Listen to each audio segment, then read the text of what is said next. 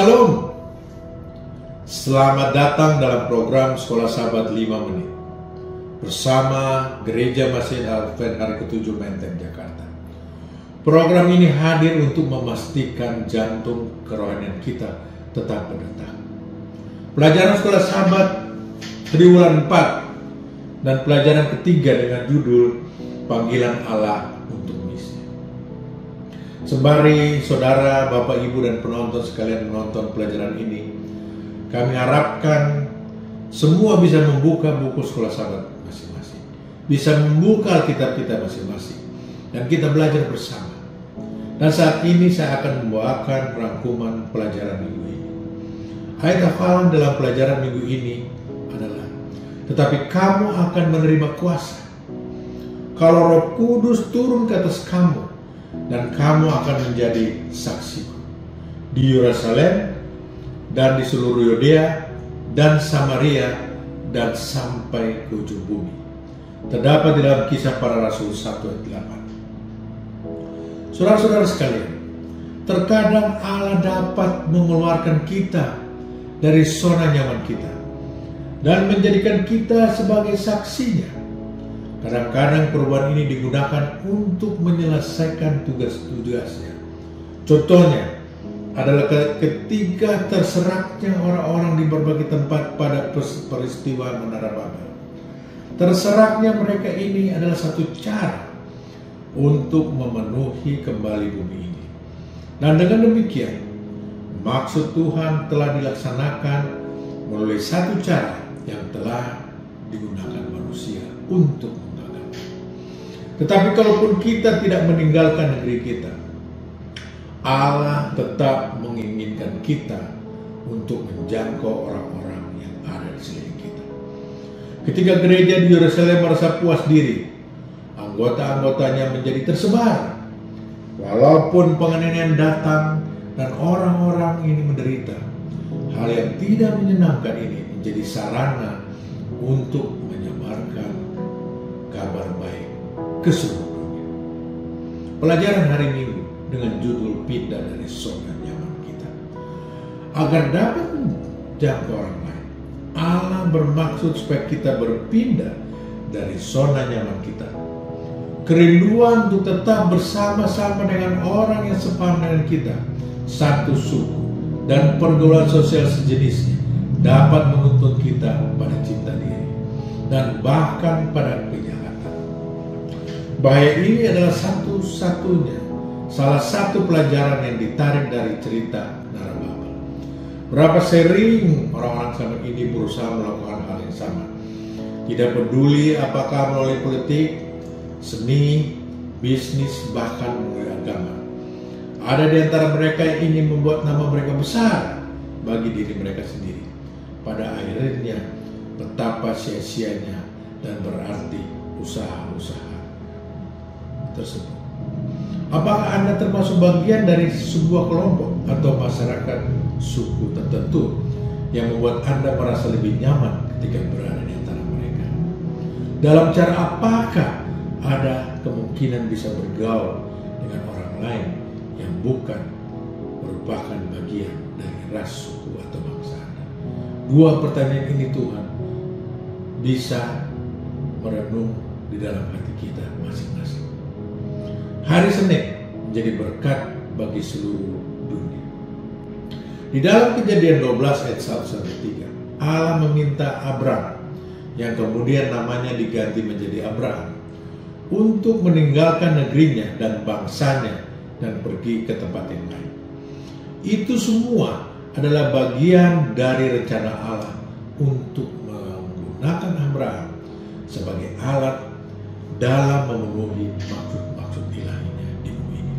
Dan Abraham pun pergi berdasarkan firman dari Tuhan. Jika Allah punya sebuah rencana bagi Anda, bisa saja itu merupakan sebuah panggilan bagi Anda untuk meninggalkan keluarga atau orang-orang terdekat Anda dan pergi ke sebuah tempat, dan Dia sedang bukakan bagi Anda agar boleh melayani Dia, supaya Anda bisa menjadi berkat bagi orang-orang lain. Saudara-saudara, pertanyaan penting yang patut kita renungkan. Andaikan Anda dipanggil oleh Allah pergi dengan tidak mengetahui kemana Anda pergi, bagaimanakah Anda akan merespon dan mengapa? Hari Selasa dengan judul Panggilan Abraham. Dengan mengikuti panggilan Allah, Abraham akhirnya memasuki tanah tersebut sesuai dengan apa yang diperhatikan Allah kepadanya. Tapi sejak awal, banyak hal yang sepertinya tidak berjalan dengan baik baginya. Dia tiba di tempat di mana Allah perintahkan dia untuk pergi. Tetapi ketika menurut kitab suci, waktu itu orang Kanaan diam di negeri itu, yaitu orang-orang kafir yang terkenal dengan kekejaman dan kekerasan mereka. Tidak heran, sesudah Abraham tiba di sana, Allah menampakkan dirinya kepadanya dan berkata, "Aku akan memberikan negeri ini kepada keturunan." Tidak diragukan lagi Abraham butuh penguatan. Tidak seorang pun pernah mengatakan bahwa pekerjaan misi itu mudah dan dengan berdusta dan tipu. Abraham hanya membuat situasinya lebih buruk. Untung saja Allah adalah Allah yang sabar dan Dia tidak membuang hambanya karena kesalahannya itu. Yang sayang sekali, tidak hanya Abraham yang melakukan hal seperti ini. Sungguh sangat menghibur ketika kita mengetahui bahwa terlepas dari kesalahan-kesalahan kita, jika kita berpaut kepada Tuhan dalam iman dan penyerahan sama seperti dilakukan oleh Abraham, tidak hanya kekeliruan-kekeliruan, dosa-dosa dan kesalahan-kesalahan kita akan diampuni, tapi juga Allah masih tetap menggunakan kita untuk melakukan pekerjaan misi. Pelajaran hari Rabu dengan judul Gereja Mula-Mula dan Berbagai Zona Nyaman. Dalam Kisah Para Rasul 8 ayat 1-4 di Gereja Mula-Mula, apakah yang membuat orang-orang percaya tersebar dan keluar dari zona nyaman mereka? Sampai waktu ini, gereja mula-mula hanya ada Yerusalem saja, atau dalam wilayah orang Yahudi dan di antara orang-orang Yahudi. Ketika terjadi penganiayaan, ketika Saul, seorang Yahudi dan Farisi yang sangat saleh, terlibat aktif dalam penganiayaan tersebut, gereja di Yerusalem mulai tersebar di seluruh Yudea dan Samaria. Yesus telah memprediksi hal ini di dalam Kisah Para Rasul 1:8 bahwa kamu akan menjadi saksiku di Yerusalem, di Yudea dan Samaria. Pernyataan ini digenapi sebagaimana tercatat dalam Kisah Para Rasul 8 ayat 4 bahwa mereka yang tersebar itu menjelajah seluruh negeri itu sambil memberitakan Injil.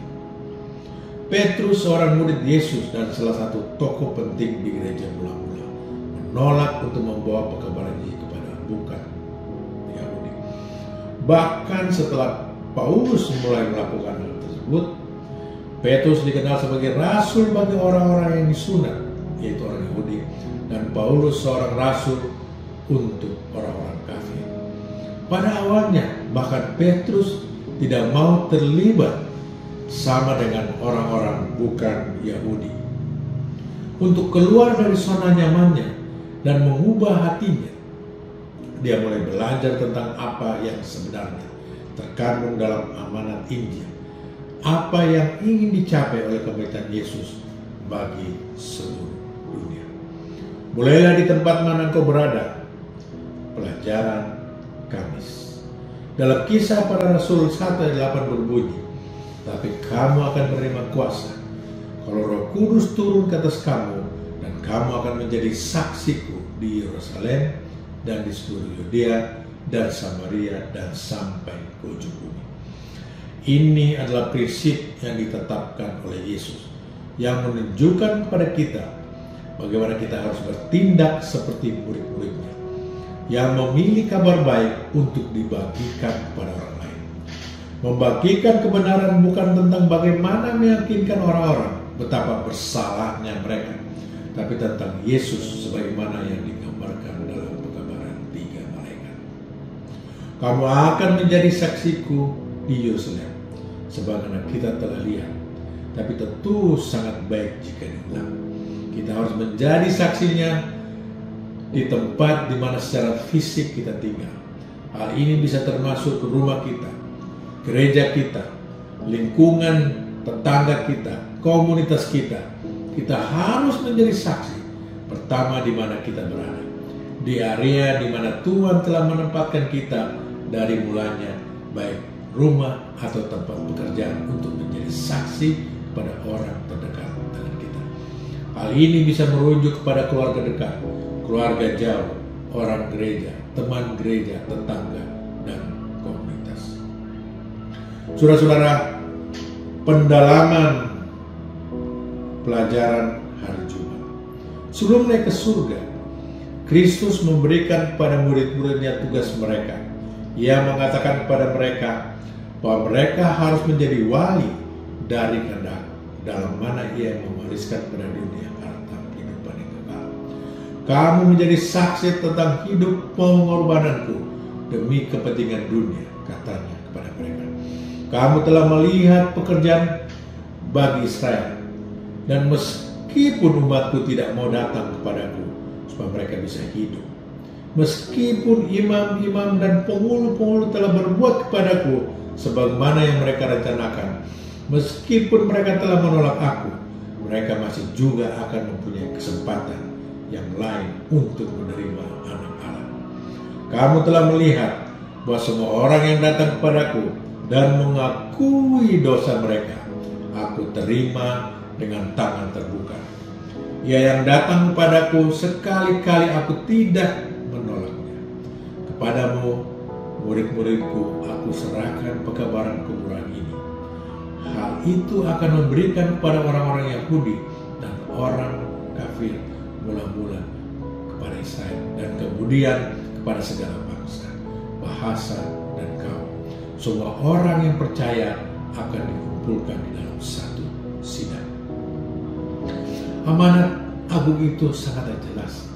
Karena itu, pergilah, jadikanlah semua bangsa muridku.